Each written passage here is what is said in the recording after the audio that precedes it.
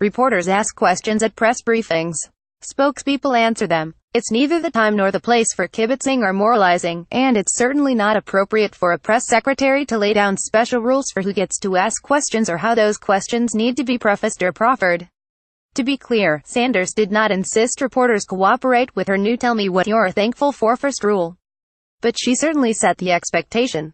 Now, before I get inundated with Twitter screeds and hate mail about how I need to go back to yelling at kids to get off my lawn, let me make clear that there's nothing wrong with people. Yes, reporters are people pausing during the holiday season to reflect on their blessings.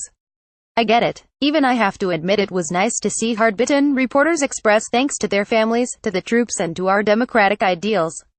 And one had to feel just a little warmer inside when American Urban Radio Network's correspondent and CNN contributor April Ryan told Sanders she was thankful to be able to talk to you and question you every single day. In an unmistakable jab at the administration, Cecilia Vega of ABC News said she was thankful for the First Amendment.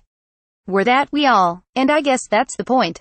Sanders goaded reporters into participating in what she couched as an "aw shucks, good-natured, can't we'll just get along holiday kumbaya," but the real effect of the exercise was to underscore the disdain this White House harbors for the press. And the press shouldn't have taken that bait. The whole cringeworthy exercise made me embarrassed for the reporters and angry at Sanders and this White House for their arrogance and condescension. If this had been the first time, perhaps I could let it slide and go back to screaming at clouds. But last month, White House Chief of Staff John Kelly seemed to suggest in a press conference he would only take questions from reporters who personally knew a Gold Star fall in person.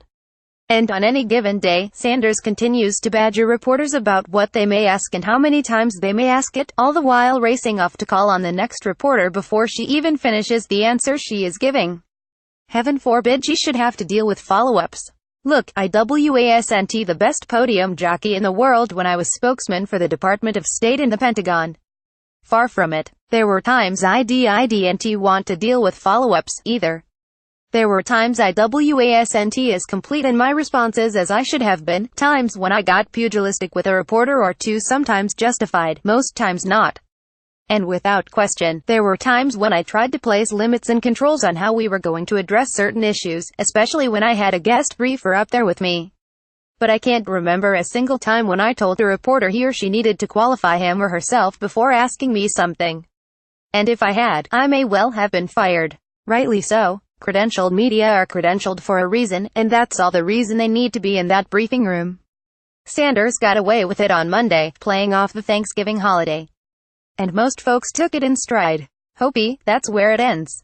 But I believe her little stunt is just part and parcel of a longer, larger effort by this administration to undermine the credibility and stature of a free press in this country. And none of us should take that in stride, least of all the press.